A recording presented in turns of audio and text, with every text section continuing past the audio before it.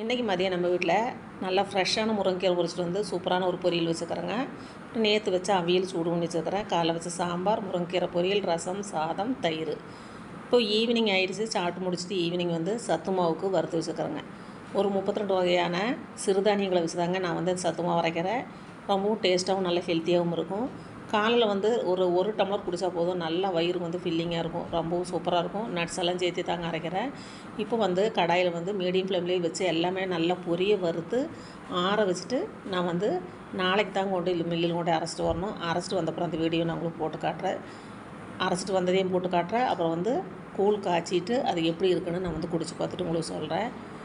அப்புறம் இது வந்து நான் வந்து எப்போவுமே யாராவது கேட்குறாங்கன்னா அப்போதைக்கு வந்து ஃப்ரெஷ்ஷாகவே வந்து அரைச்சி கொடுத்துட்டுருக்குறேன். ஈவினிங் ஆகிடுச்சு. டீ போட்டு குடிச்சிட்டு வந்து தீபம் போட்டு சாமியும் கும்பிட்டாச்சுங்க. இன்றைக்கி வீடியோ அவ்வளோதான். நாளைக்கு அடுத்த வீடியோவில் பார்க்கலாம். வீடியோ பிடிச்சிருந்தா மறக்காமல் சப்ஸ்கிரைப் பண்ணி லைக் பண்ணுங்கள்.